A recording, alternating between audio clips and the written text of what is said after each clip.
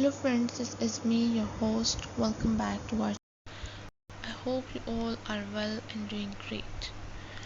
So today I'm back with another video to give a review on three books which are all about science, fiction and nature. So the first one which we're going to see today is the Big Book of the Ocean by Sona. So first we have an introduction. The ocean is one of the greatest mysteries of our planet, covering more than two-thirds of Earth's surface. It remains largely unexplored, with countless secrets hidden in its depths. The Big Book of the Ocean by Sona is an ambitious attempt to bring this vast, awe-inspiring world closer to children and families.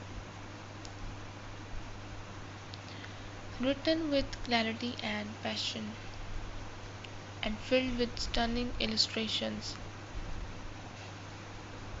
the book serves both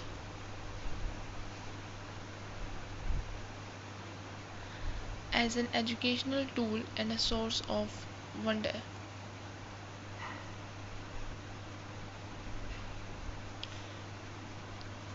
Unlike traditional textbooks that may intimidate or overwhelm young readers, this book invites them in with warmth, curiosity, and visual appeal. It is designed as part of the Big Book series where each title introduces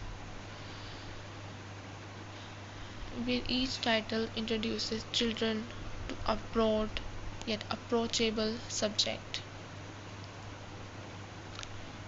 In this case, the ocean becomes not just a topic to study but an adventure to experience.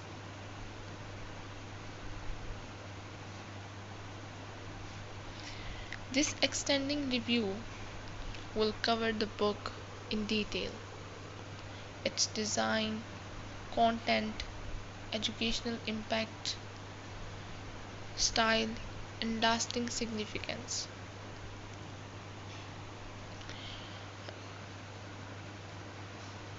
So that readers can fully appreciate why the Big Book of the Ocean is such a valuable contribution to children's literature.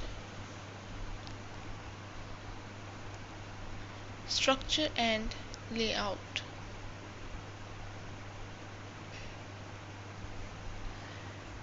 The book is presented in an oversized format, immediately signaling that it's meant to be explored, not just read.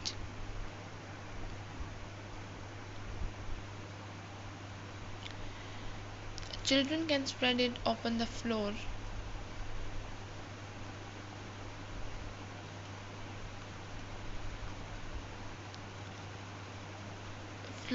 flip through its large pages, and get lost in the colors and drawings. Each spread feels like a window into a new part.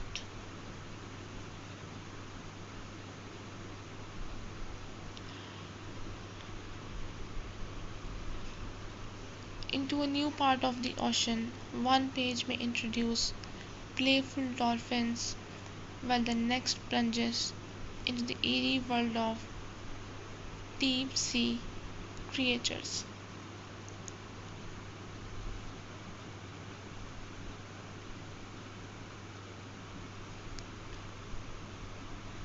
The layout is carefully balanced.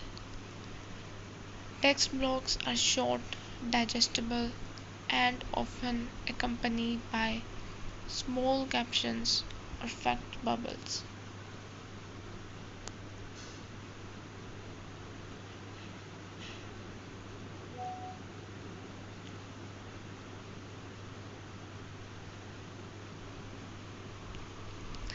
Illustrations dominate the pages, making the book feel more like an art expensive than a lecture. Themes are grouped logically, beginning with broad topics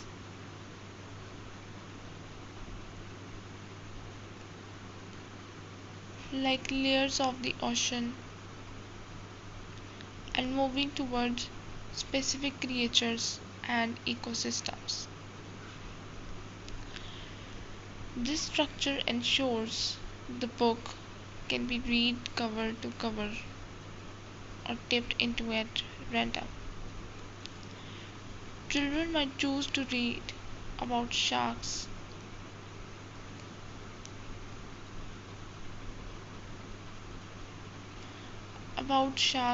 one day and coral reefs the next, without losing coherence. Themes and coverage.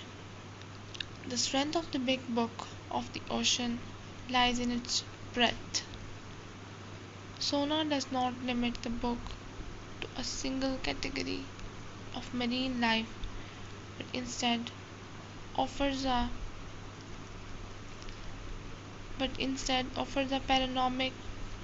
panoramic view of the underwater world. Major themes include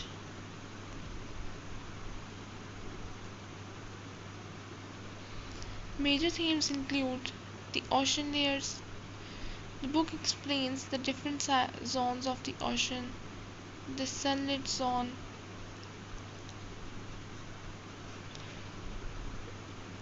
the twilight zone, and the midnight zone. These sections provide context, showing children how light, temperature, and pressure change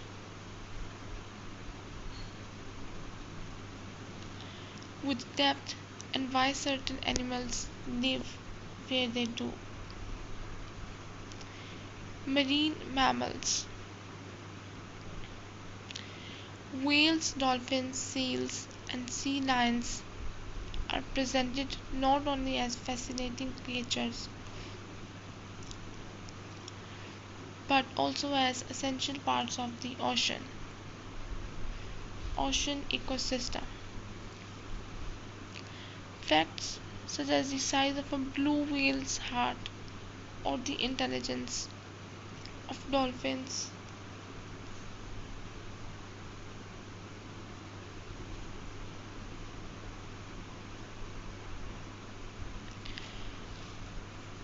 spark awe and curiosity.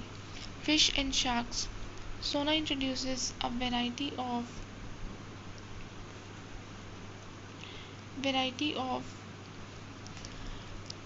fish species, including both friendly-looking reef fish and the powerful, misunderstood shark.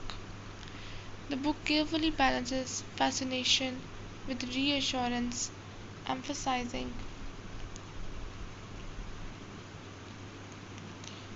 emphasizing that while sharks are important predators, they are not the monsters often portrayed in media.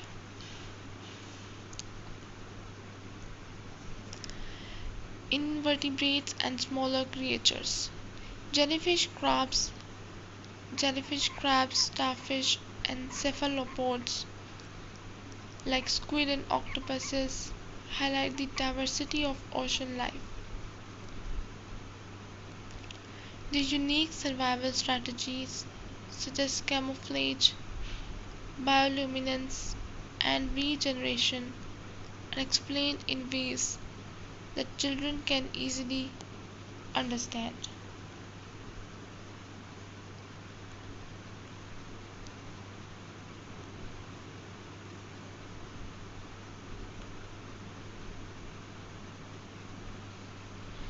Coral reefs. Cold, the rainforests of the sea, coral reefs receive special attention. The book describes their role as home to countless species, their dazzling beauty, and the threats they face from pollution and climate changes. Conservation messages.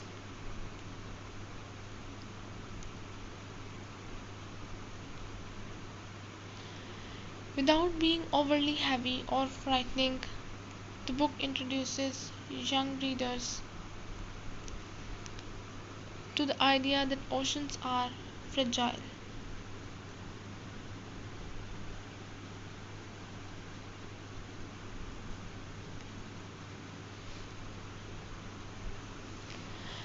Sona discusses pollution, overfishing, and endangered animals in a hopeful, empowering way, encouraging children to care for the planet. Writing style. Sona writes with enthusiasm, clarity, and accessibility.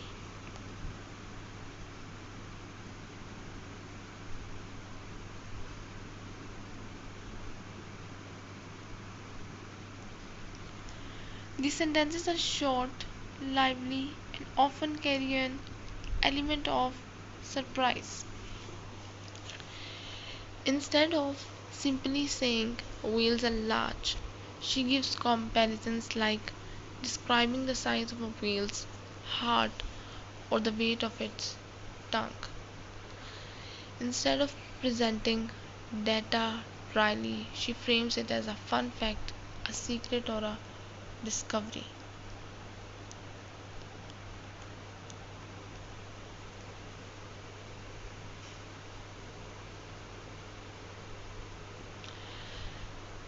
This style transforms learning into play. Children feel like explorers uncovering hidden truths, not students memorizing facts. Additionally, the book introduces scientific terms gently. Words like plankton, bioluminescence, or ecosystem are included, but always explained in context, allowing young readers to build vocabulary naturally. Visual appeal and illustrations.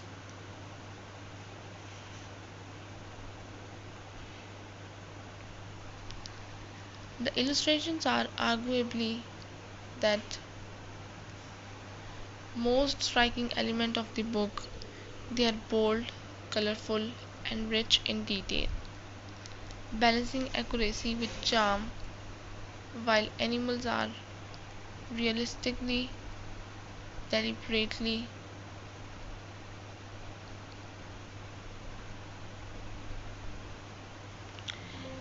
deliberately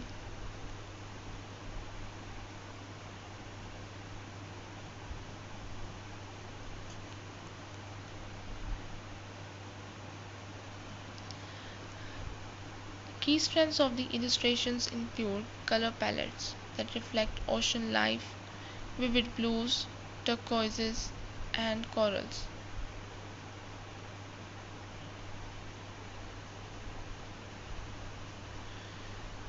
They are bold, colorful, and rich in detail, balancing accuracy.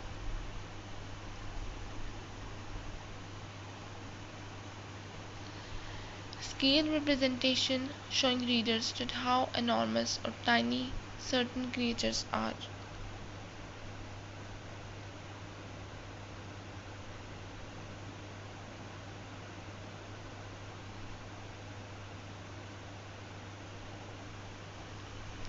Dynamic scenes that capture action, schools of fish swimming, dolphin leaping, or jellyfish glowing in the dark.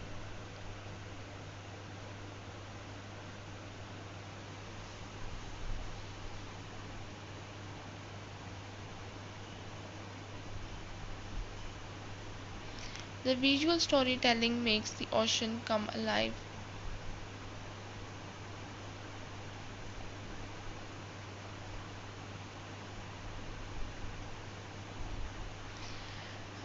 This visual storytelling makes the ocean come alive, ensuring even pre-readers can engage with the book. Educational value.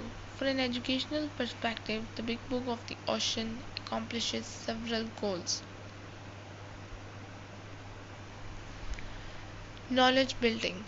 Children learn about biology, ecology, and geography in a natural, enjoyable way. Skill development. Reading comprehension, vocabulary, and observation skills are enhanced.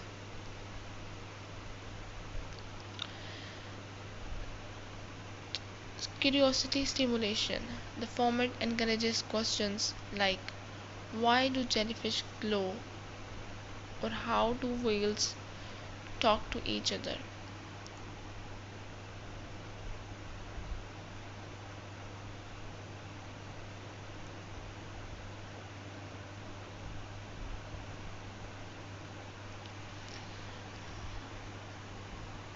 Strengths.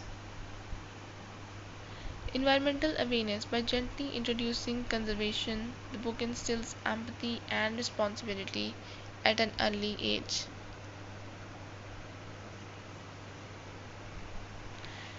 Teachers and parents can use the book as a springboard for activities such as classrooms,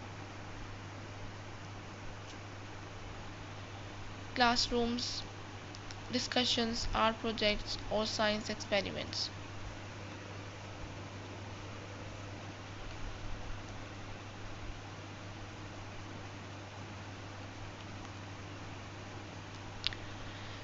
Strengths. Engaging visuals that capture children's imagination, accessible writing style,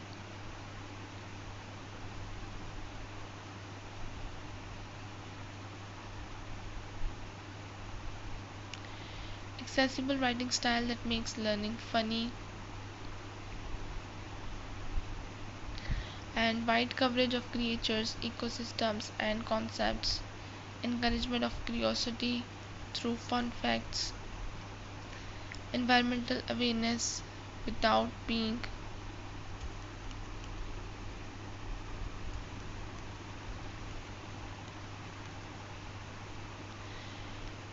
overwhelming.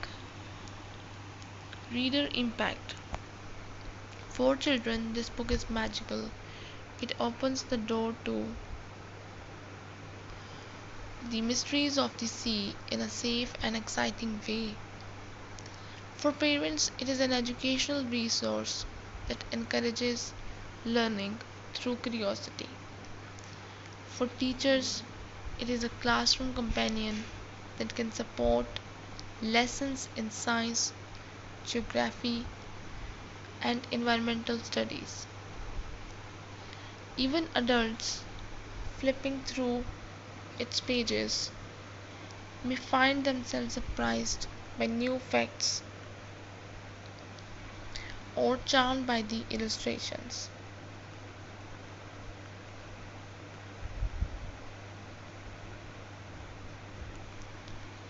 Conclusion. The Big Book of the Ocean is by Sona is far more than a picture book. It is an invitation to dive into the depths of the sea and discover its wonders.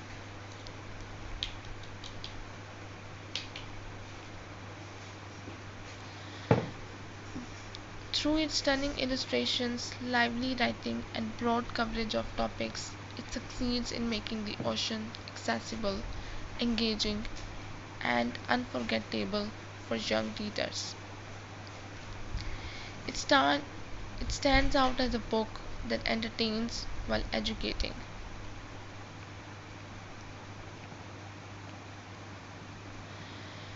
Sparks imagination while building knowledge and introduces conservation in a hopeful and empowering way. For families, classrooms, or libraries, this book is a must have. It has the power to inspire the next generation. of ocean lovers, scientists, and environmental advocates.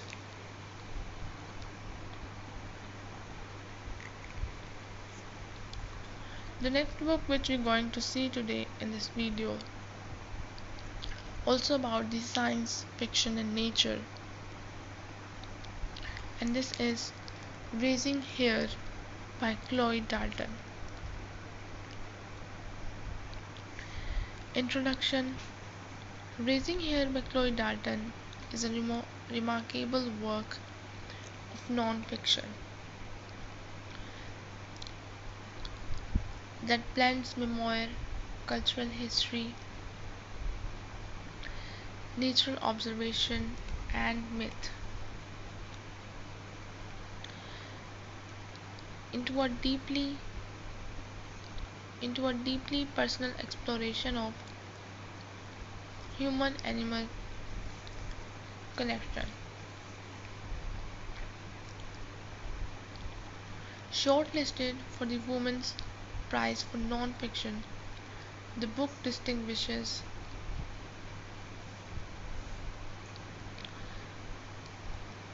itself not only through its lyrical prose but also through its unusual subject, the hare.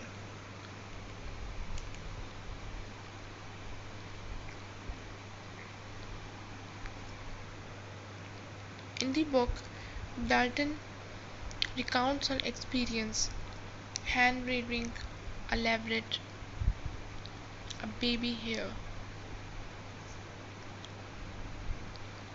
while simultaneously navigating her own journey of motherhood. This intimate act of care becomes a focal point of a wider meditation on what it means to nurture, to let go, and to live alongside creatures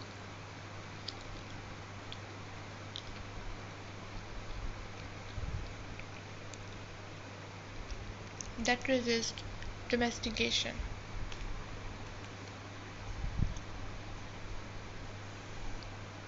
The hare, with its long history of myth and folklore, serves as both a real, fragile animal in Dalton's home and a symbol through which she reflects on life, death, freedom, and belonging.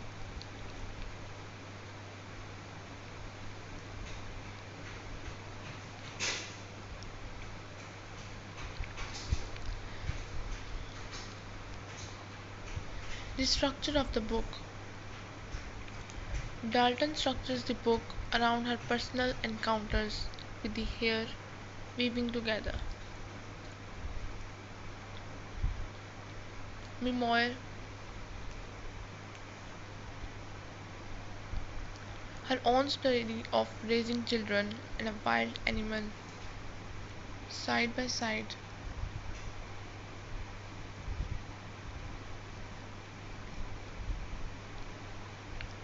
side by side,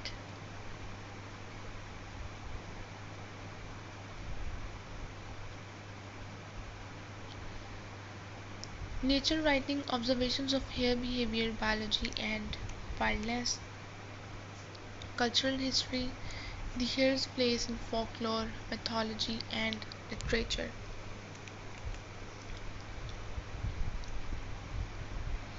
Cultural history, the hare's place in folklore, mythology, and literature.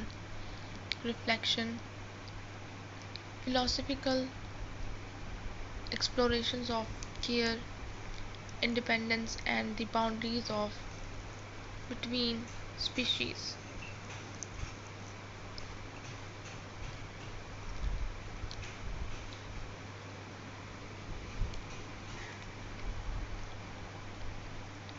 Species. This layered approach allows the book to function on a multiple levels. Readers may approach it as a moving personal memoir, a natural history of hares, or a cultural study of animal symbolism, and find all three seamlessly blended.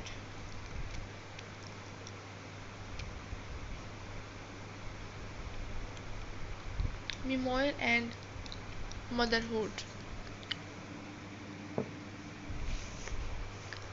At the heart of raising Hare is Dalton's act of caring for a leveret, unlike domesticated rabbits. Hares are wild, solitary, and almost impossible to tame. Raising one is captivity is both a privilege and a burden. As Dalton quickly discovers, she feeds it, shelters it, and protects it. But she also confronts the limits of her care. The parallels with her experience of motherhood are carefully drawn as she tends to her children, nurturing them, setting boundaries, and preparing them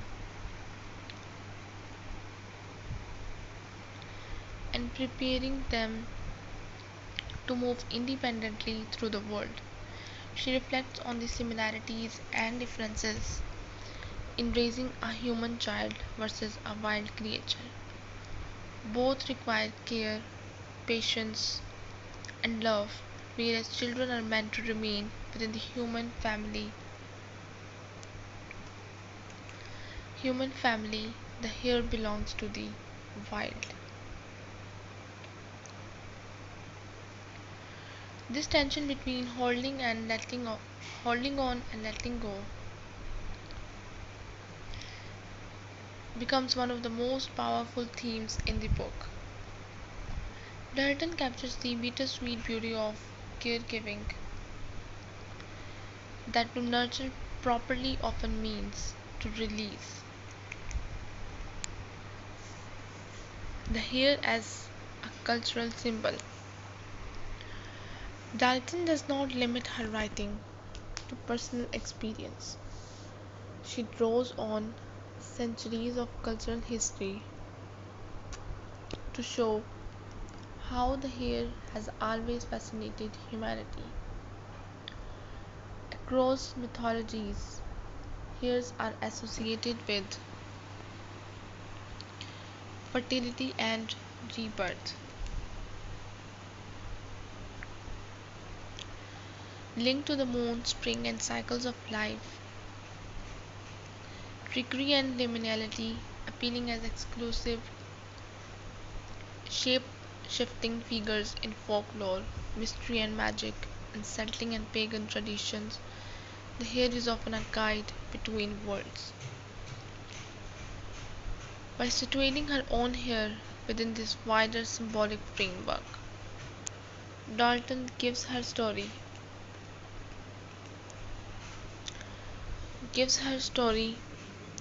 resonance beyond the personal. The reader is reminded that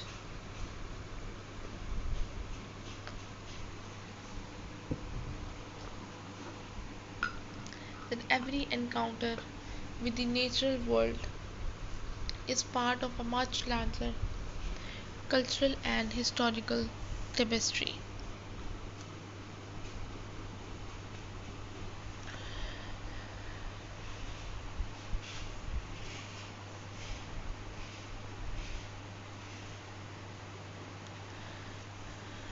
Tapestry, nature writing and observation.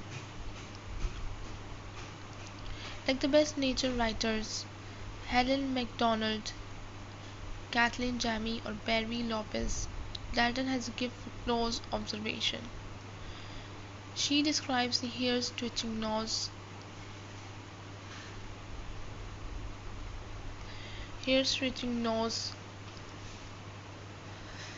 lightning fast leaps, and nervous energy with precision and tenderness. Her language captures both the beauty and fragility of the animal, but she also resists the temptation to sentimentalize Unlike a pet, the hare remains fundamentally unknowable.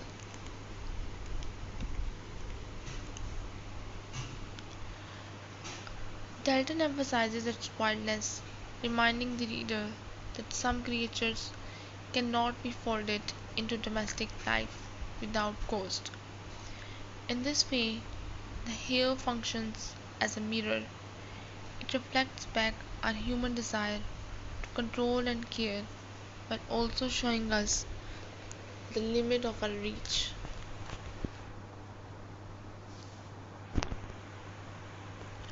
Themes of care and letting go.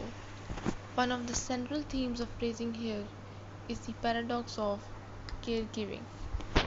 True love sometimes requires detachment.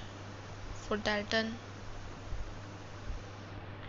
raising the leveret is an act of devotion but also an exercise in humility. She cannot keep the hare forever. It must eventually return to its world. This idea resonates strongly with the experience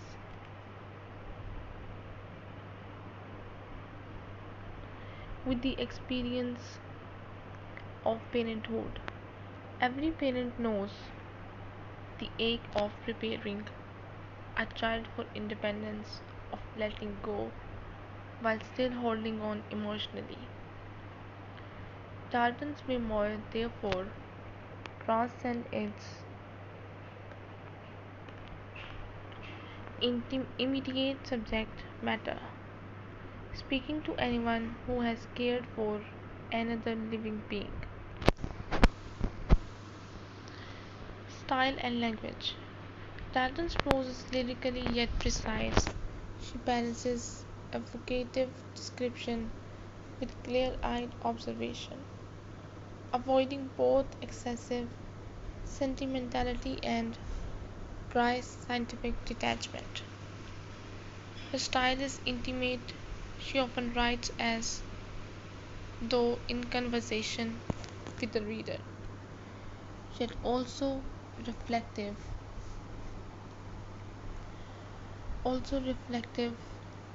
encouraging us to pause and think more deeply about the natural world. The rhythm of the writing mirrors the hare itself. Sudden bursts of intensity followed by stillness and quiet reflection.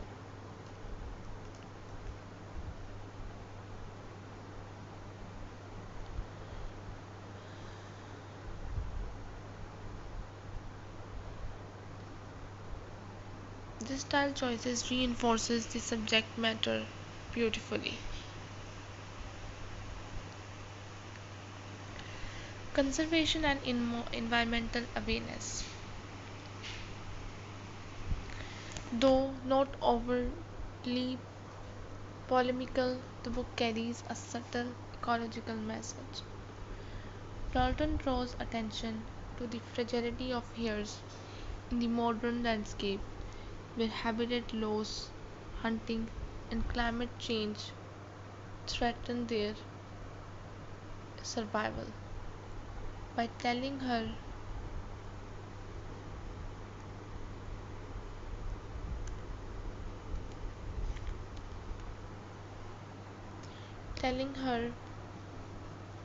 personal story, she invites reader to care about the species and by extension the natural world.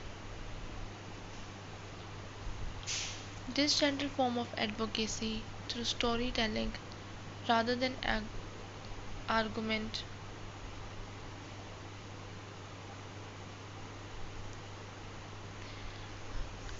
argument is one of the book's greatest strengths. Readers are moved not by statistics but by the lived reality of a caring for a single vulnerable creature.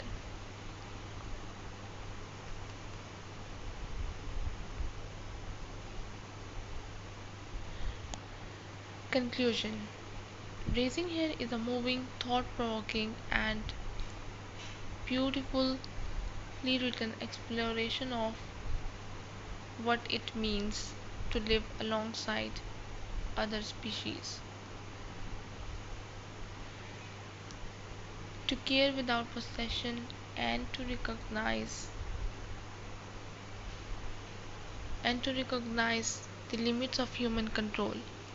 Chloe Dalton has crafted a book that is at once intimate and expansive, personal and universal.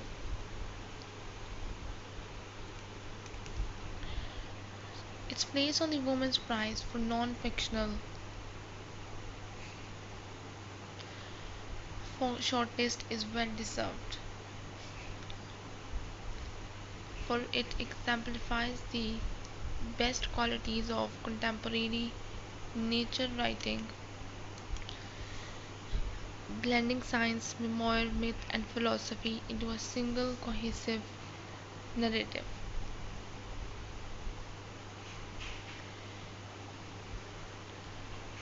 Ultimately, raising hare is not just about one woman raising a hare. It is about the delicate balance between care and freedom, love and release, presence and absence. It reminds us that our connections with the natural world are fragile, fleeting, and precious.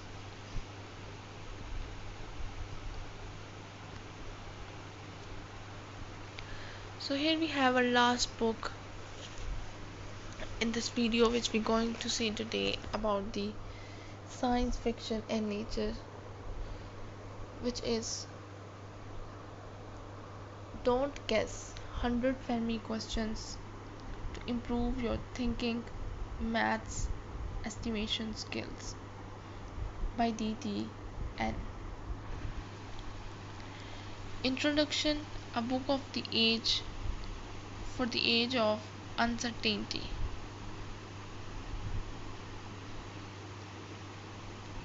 In an era defined by overflowing data,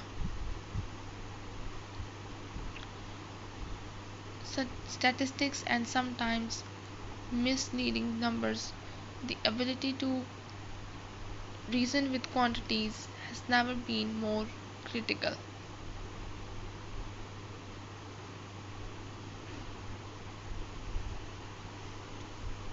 Has never been more critical. DTN's estimate Don't Guess addresses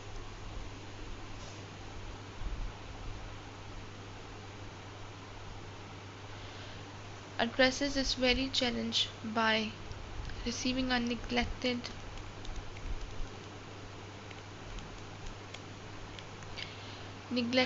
but powerful intellectual habit. The subtitle 100 Family Questions to Improve Your Thinking, Math, and Estimation Skills signals its dual nature. It is at once a playful puzzle book, a practical skills manual, and a quiet manifesto about how to think. While most math books either drill arithmetic present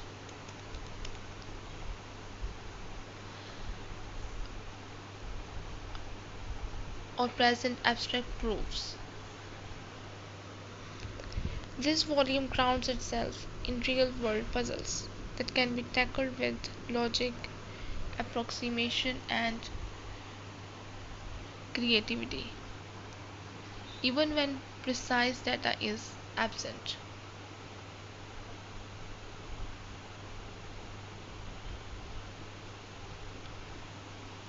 This review explores the book's philosophy,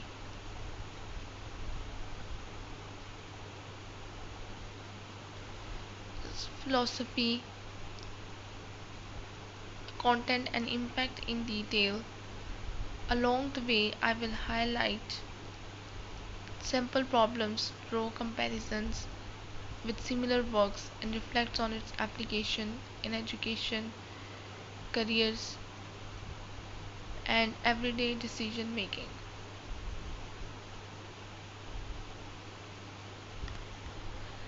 Historical roots, the Fermi problem, tradition.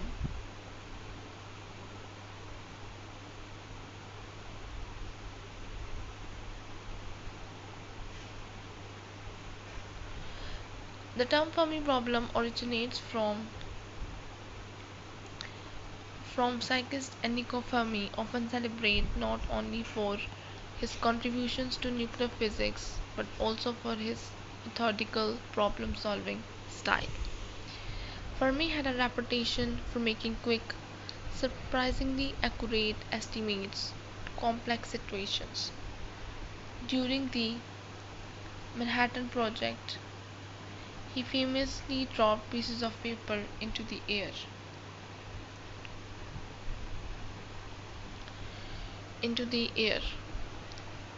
after an atomic test to gauge the strength of the explosion, observing how far they shifted. This method embodies the principle behind the book, breaking big problems into smaller ones. Use reasonable assumptions, multiply or divide in steps to reach an order of magnitude result. Accept approximation, not perfection. But turning this mindset into 100 exercises, DTN places readers in Fermi's intellectual image.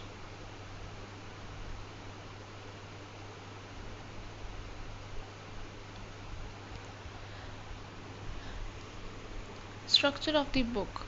While the book contains 144 pages, its central design in its straightforward 100 problems, each a self-contained Fermi question. Most can be approached without advanced mathematics, required only multiplication, division, and logical decomposition. The problem likely fall into themed categories. Everyday quantities. How many cups of coffee are consumed in New York City each day? How many minutes of phone calls happen worldwide in 24 hours? Physical world and nature. How many grains of sand are on a beach 1 kilometer long? How much sunlight hits a typical house roof in a year? Society and human behavior.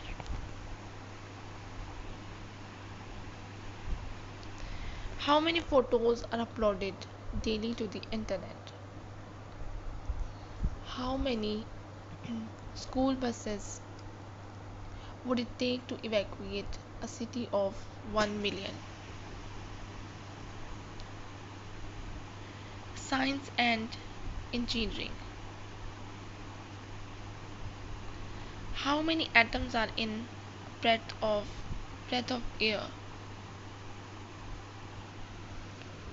How many solar panels would it take to power a small town? This diversity ensures that skill of estimation is transferable rather than domain specific. Pedagogical power. Why estimation builds thinkers. This book is not only about numbers, it's about reshaping how learners engage with uncertainty. Its educational strengths include cognitive resilience.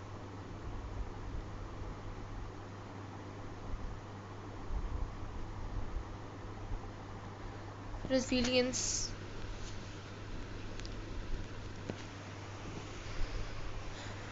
Students stop panicking when faced with unknowns. Instead, they learn to stay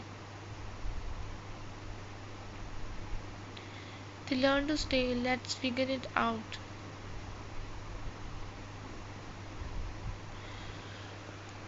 Step by step. Numeracy. By working repeatedly with magnitudes, learners develop intuition for scale. Example, the difference between thousands and billions.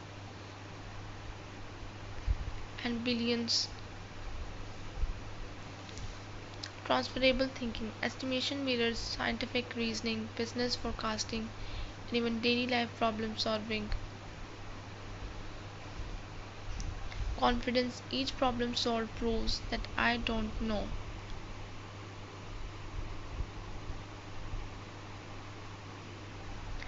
That I don't know can be turned into I can estimate.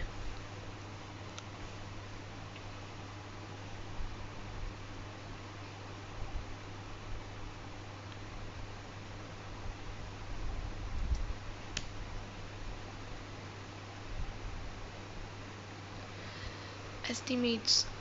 Research in educational psychology suggests that productive struggle, grappling with difficult but doable problems, strengthens long term retention. Estimate, don't guess creates exactly that environment.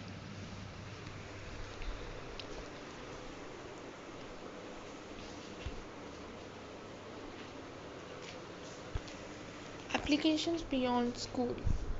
The reach of estimation is surprisingly broad. The reach of estimation is surprisingly broad. STEM competitions and Olympiads. Fermi questions appear frequently in physics and science contests. This book is perfect training for high school or university teams. Job interviews, consulting, each consulting tech, finance firms often pose estimation puzzles. How many taxis are in New York?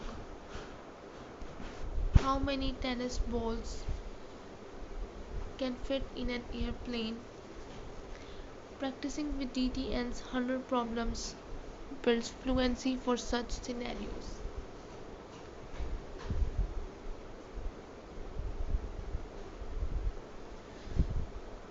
Professional life. Engineers estimates loads and material needs.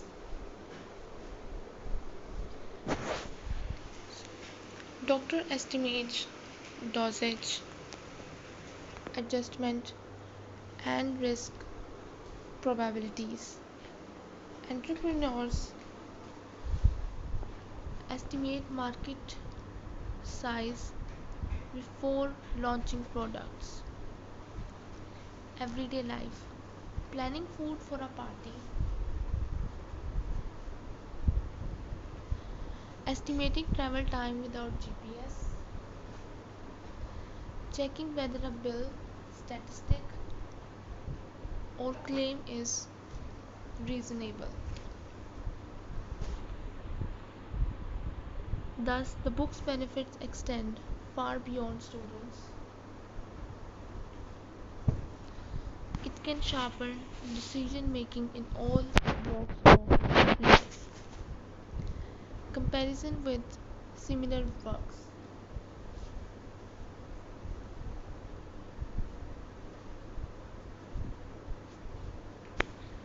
To appreciate its place, let's compare estimate, don't guess with other resonance. Guesstimation by Lawrence Winston and John Adam, a more narrative book for adults emphasizing back of the envelope reasoning. DTN's volume is more accessible for middle high scholars. How to Measure Anything by Douglas Hubbard, focused on business decision making and measurement under certainty. More technical, less approachable for younger learners.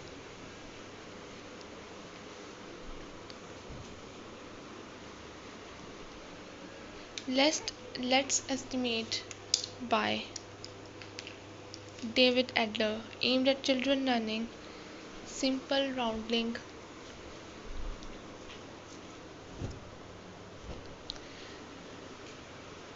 simple rounding, far less ambitious than DTN's 100 problems.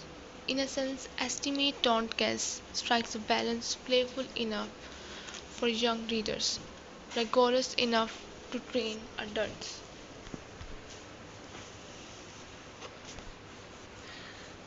So here we have a conclusion in the last the book that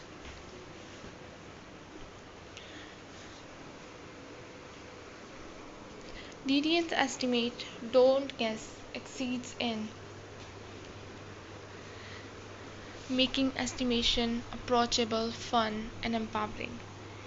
Its 100 Fermi problems are not trivial exercises, but invitations to think like scientists, engineers, and decision makers. The book's core message that you don't need exact numbers to think clearly resonates deeply in our uncertain world. Whether you are a student preparing for a science fair, a job seeker facing tricking interviews, or simply a curious thinker, this book offers a toolkit for smarter reasoning.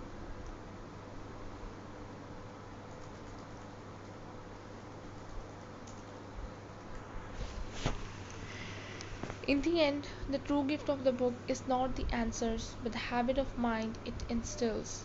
When faced with the unknown, don't guess widely, estimate logically.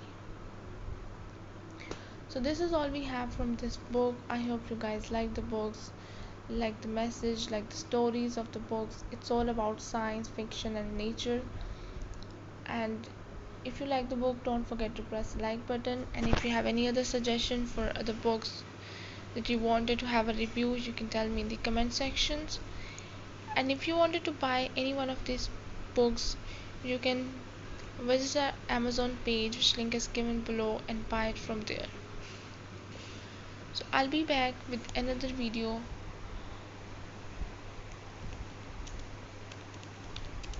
with another book. Till then, just take care and goodbye.